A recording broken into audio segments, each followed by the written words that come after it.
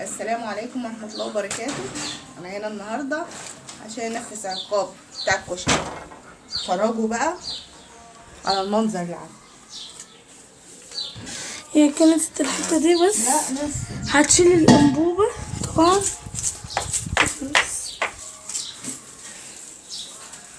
أنا البلكونة الكبيرة احنا كنا منضفينها من يومين، عشان كده هو الهوا بيجيب تراب بس مش تراب كتير اوي كده. يا مردومة. انا مالي بقى انتي، انا بدلت البلكونة.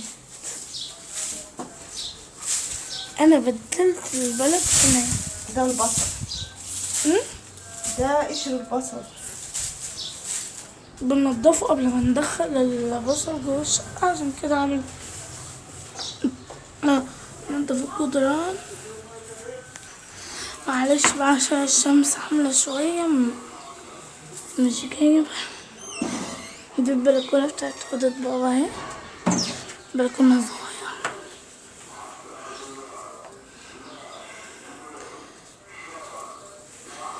هنرجع لكم بعد ما نعمل السقف ده عشان ماما قصيرة شوية بس كده.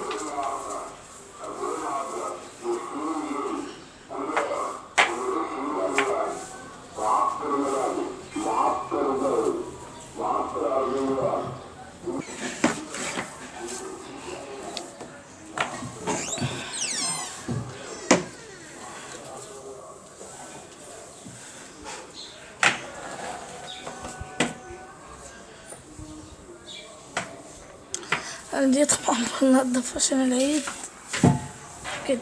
كده بننضف. كده هنجيلكم يعني نبقى نجيلكم، واحنا برضو هنلم الحاجات دي الأول وبعدين نجيلكوا تاني. وهنعمل لكم برضو فيديوهات واحنا بننضف الشقة عشان العيد. متذنبة ازاي، قاعدة تنضف ازاي يا جماعة.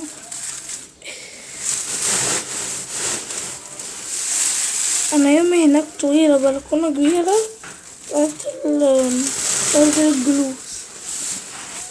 البلكونة بتاعت أوضة الجلوس كبيرة وصعبة، صعبة جدا يعني. ماما طبعا عليها طبعا، ماما هتساعدني طبعا، ده أمي حتى. في بصلاية صغيرة انت لما على فكرة، وكمان واحدة.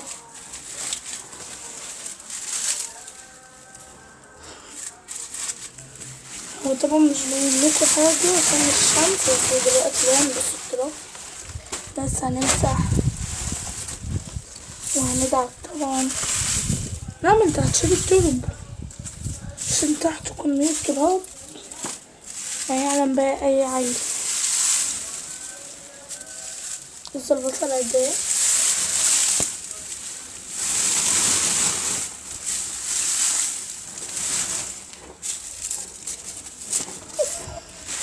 البصل لسه طالع من بطن أمه.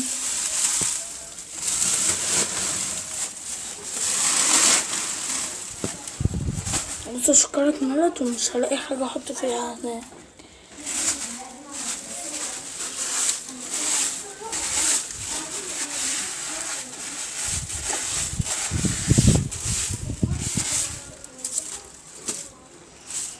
ما غلبت يا ماما. دلوقتي بعد ما عملناهم ماما بصوا عملنا مليانة ازاي. احنا هنكبر نتنفذ.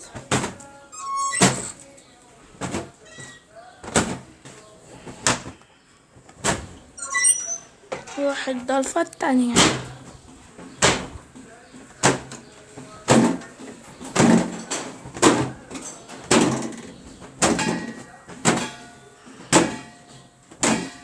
الشمس بس عاملة مش هتلاقوا الفيديو مع بعض. واقفة في الضلمة.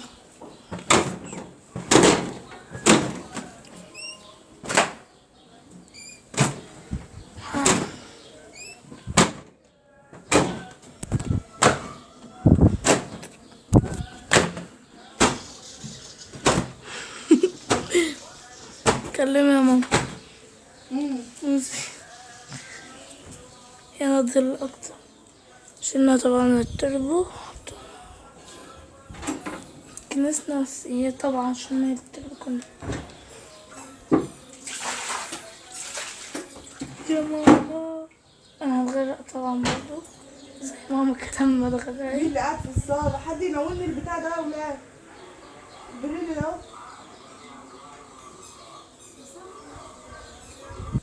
ماما انت كنت بتحطها عشان نسيت اصور. ها نعم. انت بتحط ايه؟ ننظف ارضيات. ماما دلوقتي هتدعك وانا هرجع لكم يا جماعه.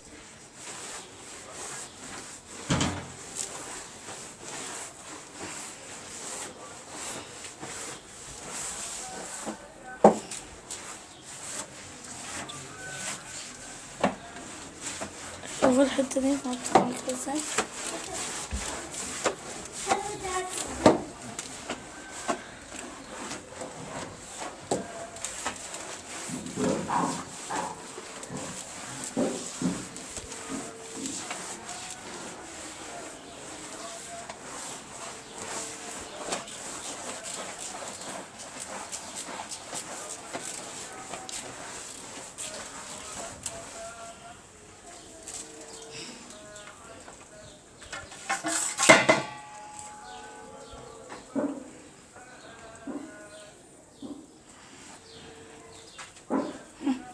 شفت انا حطيت طبعا ايه على البلاط ازاي. الشمس عنا. انا هعمل لكم فيديو تاني بقى يا جماعه عشان الفيديو ده طول شويه.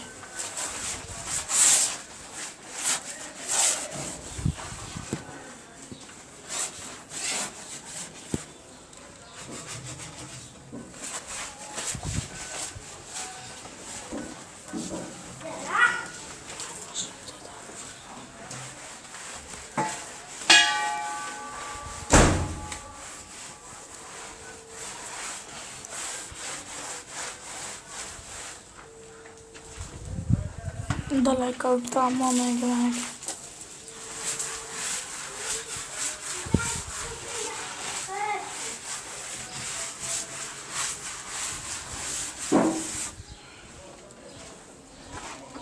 الله يسلمك يا عسل.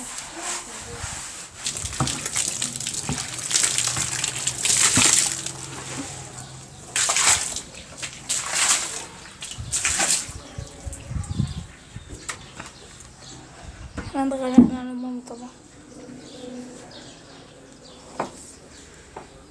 فيني بقى عشان تروحي تجيبي لي ميه. كده يا جماعه احنا نضفنا البلكونه. احنا ماما اللي نضفت البلكونه. نضفت العقاب بتاعها. خدي يا ساره. ايه على فكره الحته اللي شفت ماما كانت بتعمل الحته دي بتنضحها يعني بتشيل الميه. الحته البلكونه دي شفت ايه يا دوب حطت التربو الحته دي نشفت. ورينا بقى السور بالصابون ريحته جامده. ننظف ارضيات مش صواني والزباله. والزباله اهي. وده منظر. وده منظر ماما بعد ما خلصت. خلاص. هعطيكوا صورة بقى وهي كده يا ماما. هعطيهم واحدة كاملة كده. انا بكرة بعد بكرة طبعا. بعد بكره بكرة هتنفذي عقاب. هنفذ عقابي. هعطيكوا اخر البلكونة من فوق لتحت. شوفوا جمالها روعت. باي مع السلامة. متنسوش تعملوا لايك وتشتركوا في القناة وتكتبوا لنا تعليقات حلوة زيكم. باي وصلوا متنسوش تصلوا على النبي. السلام عليكم ورحمة الله وبركاته. ازيكم يا حبايبي عاملين ايه؟ حطوا لايك اشتركوا في القناة واكتبوا لي التعليق. بدأنا تنظيفات العيد. ودي أول فيديو.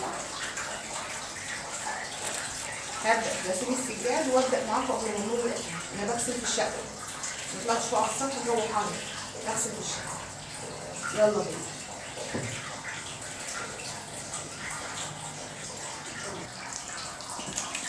كده انا بحط سائل تنظيف السجاد.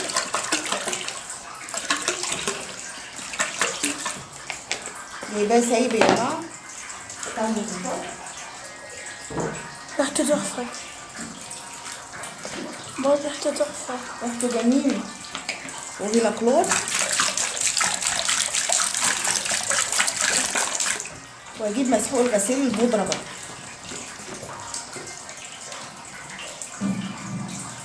خلي بقى على الميه. انا بستعمل اوكسي يا جماعه، جميل في الغسيل.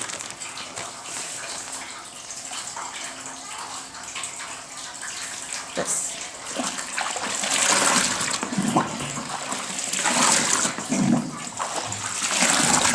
شوفوا بصوا السجادة كبيرة ازاي.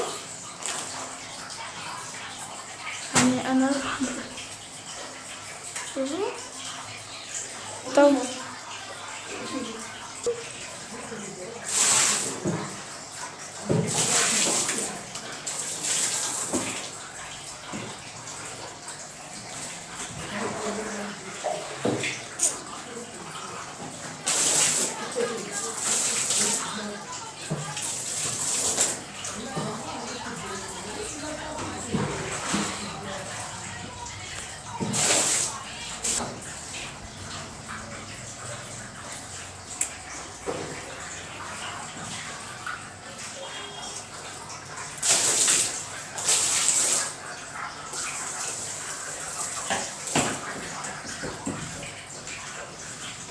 حط بعدين ايه من الخلطة اللي ماما عملتها.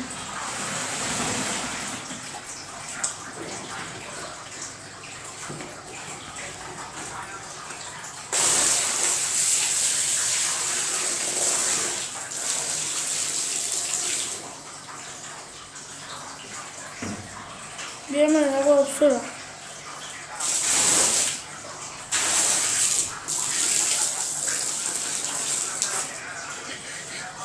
يا جماعة أكن غسل البتاع ده السجاد ده أكنه عقاب، هو معمول كده.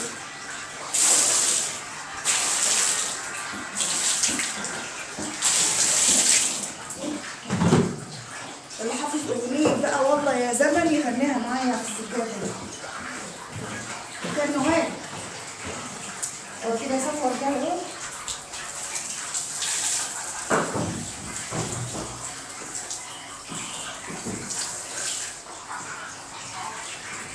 غنيها انت ولا حطها ماما؟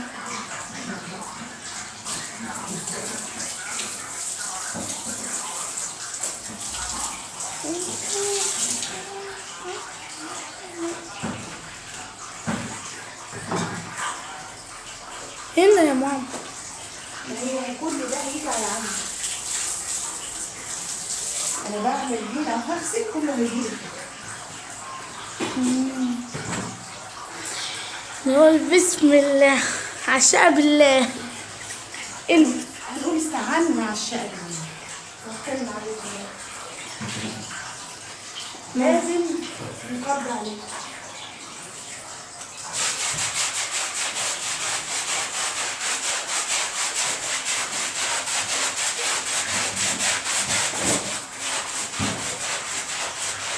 طبعا انا عليا الفرش الصغير ده.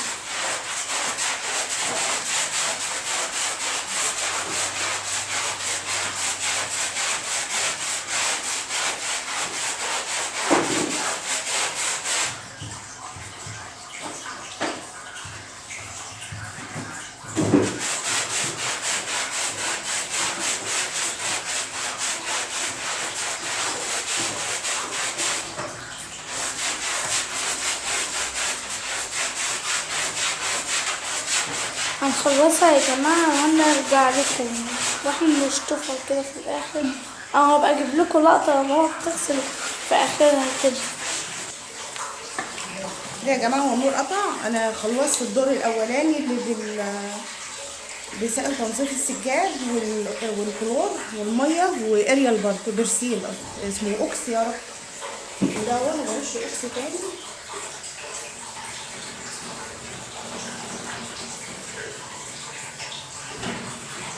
على السجاد.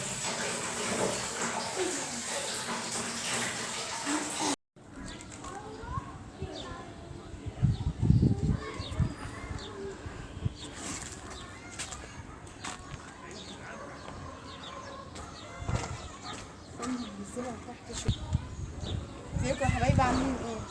صلوا على النبي كده يا جماعه. السجاد بتاعنا اهو.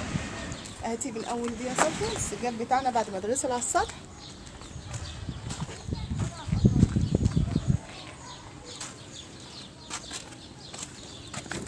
صلوا على النبي كده يا جماعه ونوحد الله. طلع عنا عما اتغسل دي كانت اول واحده. دي كانت اول واحده. يلا تشتركوا في القناه كده وتصلوا على النبي. وعبد الرحمن ابني يا جماعه ما سابليش غسيل السجاد. انا ما صورتلكوش كله لان عبده كان هو اللي بيغسل السجاد. فادعوا له ان ربنا يصلح حاله ويوقفه ويوفقه ويوقف لاولاد الحلال واولادكم بحق جاه النبي يا رب. وندعي لفلسطين وان ربنا ينصرهم ويرخي قوت الغلابه يا رب ويصلح حال شعب مصر ويوفق الثانويه العامه.